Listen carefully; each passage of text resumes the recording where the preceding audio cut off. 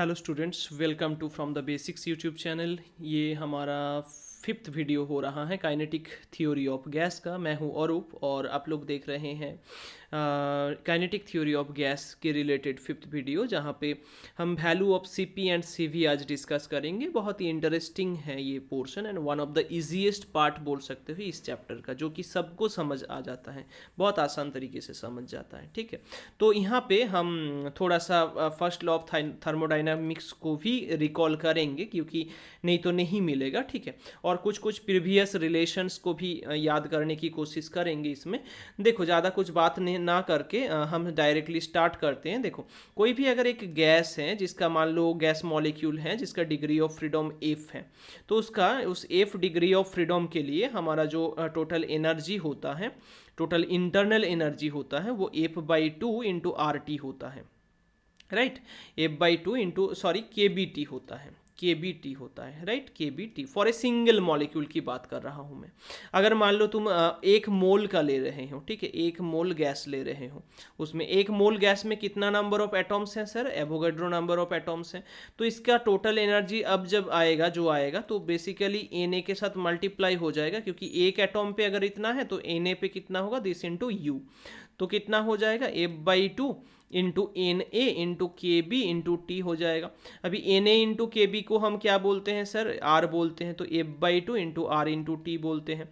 तो यू का जो वैल्यू होगा, total energy for 1 mole gas with degree of freedom F, वो होगा F by two R T. ठीक है, तो एक मोल गैस के लिए जो टोटल इंटरनल एनर्जी होता है वो कितना हो जाता है? That is F by two into R into T. तो यहाँ से कैसे ये आया, आई होप उसमें कोई और डाउट नहीं है।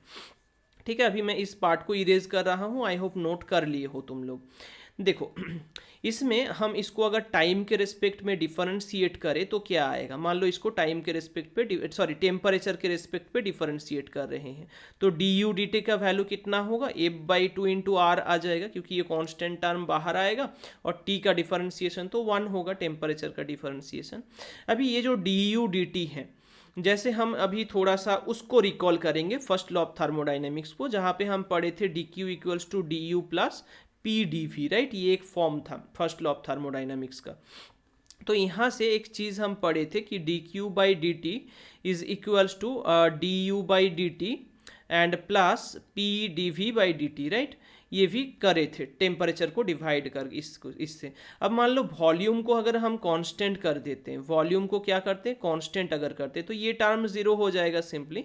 तो हमारा D Q by D T का जो वैल्यू होगा एट कांस्टेंट वॉल्यूम पे, एट कांस्टेंट वॉल्यूम पे, ठीक है, वो ही वैल्यू होगा डी यू डी टी का एट कांस्टेंट वॉल्यूम पे। Right, D U D T and even D U D T का हम चाहे कांस्टेंट वॉल्यूम ले चाहे कांस्टेंट प्रेशर ले, उससे मतलब नहीं है, क्योंकि इंटरनल एनर्जी जो है वो सिर्फ टेम्परेचर के ऊपर डिपेंड करते हैं। एंड इस रिलेशन से भी वो एश्योर कर सकते हैं कि इंटरनल एनर्जी जो है वो सिर्फ टेम्परेचर के ऊपर ही गैस के लिए, आइडियल गैस के लिए डिपेंड करते हैं। तो हमारा ये रिलेशन, मतलब चाहे इसमें भी लगाओ ना लगाओ कोई मतलब नहीं है। तो अगर हम भी को यहाँ से हटा देते हैं तो भी कोई मतलब नहीं बनेगा, क्योंकि वो भी के ऊपर डिपेंड ही नहीं करते।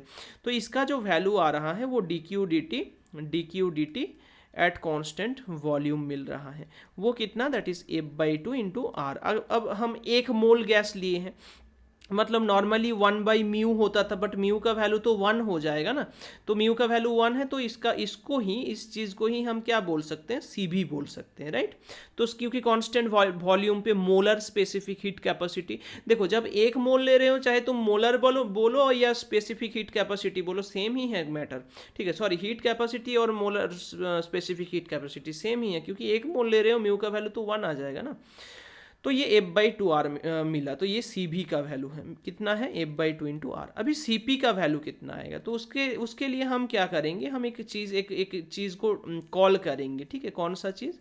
सी P minus C V relation को। C P and C V relation हम एस्टैब्लिश किए थे ना, तो वो रिलेशन क्या था? कॉल करो, C P minus C V equals to R था फॉर 1 मोल गैस।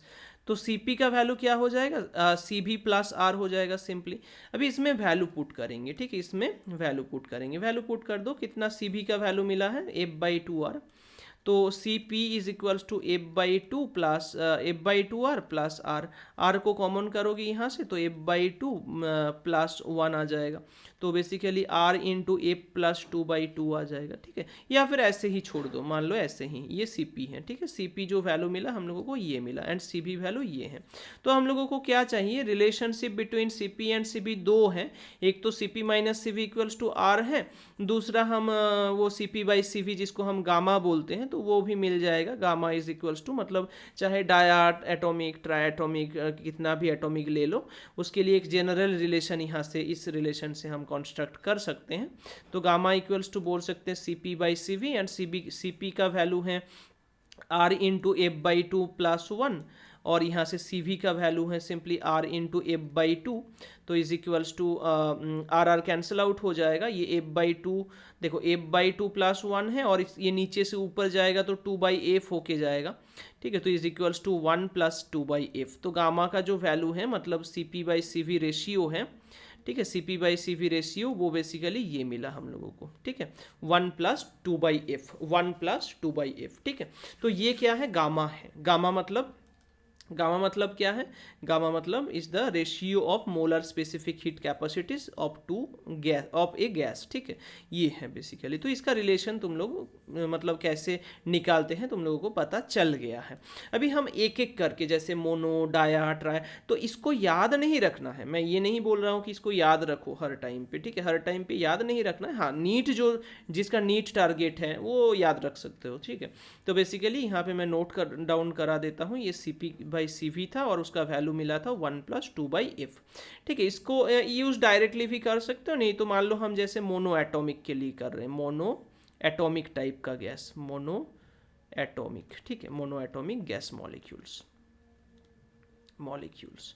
तो इसमें क्या आएगा, देखो इसमें तो डिग्री ऑफ फ्रीडम का वैल्यू हम लोगों को पता है 3, ठीक है। तो U कितना होता है इसके लिए, F/2 RT, तो 3/2 RT हो जाएगा। हम 1 मोल गैस लेके काम कर रहे हैं, ठीक है, 1 मोल गैस लेके काम कर रहे हैं।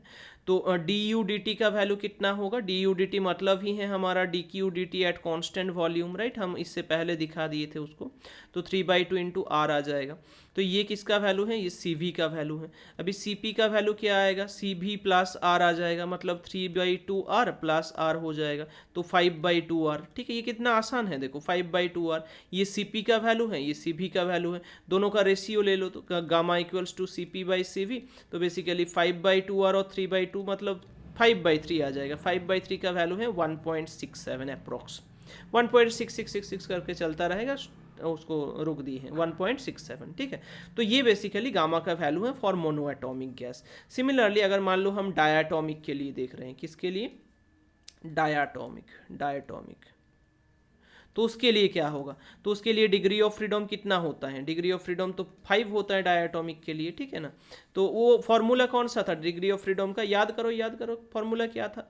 देखो ये हर एक चीज़ को याद रखना है, 3n माइनस एम, नहीं तो डिग्री ऑफ फ्रीडम भूल जाओगे फिर, है ना। कितना एटॉम है, 2 एटॉम है, तो 3 इंटू 2 माइनस कितना कांस्टेंट है सर, इसमें तो एक ही कांस्टेंट है सर, तो 1 मतलब 5 आ जाएगा, ठीक है। तो डिग्री ऑफ फ्रीडम इसका कितना है, 5 है।